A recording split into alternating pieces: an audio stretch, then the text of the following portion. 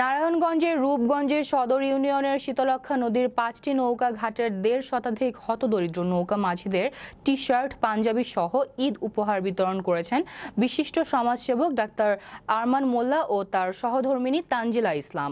শনিবার দুপুরে উপজেলার রূপগঞ্জ, শাহপুর, জাঙ্গির, পিতলগঞ্জ, ব্রাহ্মণখালী, গুদারা ঘাটের 1.5 শতাধিক মাঝিদের হাতে এসব ঈদের উপহার সামগ্রী তুলে দেয়া হয়।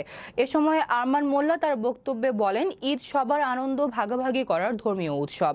এ সময় তিনি বলেন, সবাই মিলে রূপগঞ্জ ইউনিয়নকে আধুনিক ও দরিদ্রমুক্ত করবেন।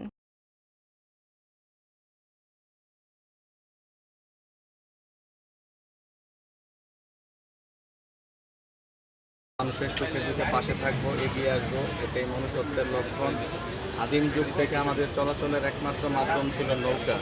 পুরনো ঐতিহ্যবাহী গ্রাম বাংলার একমাত্র পারাপারের মাধ্যম ছিল নৌকা। সেই নৌকার মাঝিদের আমরা মূল্যায়ন করার জন্য বা স্মরণ করার জন্য ঈদ সবার উপর মানুষ সত্য, তাহার উপর নাই। মানুষ মানুষের জন্য।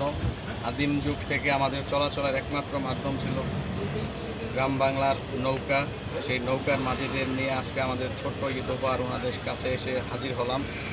ঈদ মানে উৎসব, ঈদ মানে আনন্দ। এই ছোট্ট আনন্দটা ওনাদের সাথে ভাগাভাগি করার জন্য ওনাদের দ্বারে দ্বারে এসে আমরা রূপগঞ্জ ইউনিয়নের 1.5 শতাধিক নৌকার মাঝিদের ছোট্ট উপহার ভাগাভাগি করে নিলাম এবং ঈদ উদযাপন করবো একসাথে সবাই মিলেমিশে।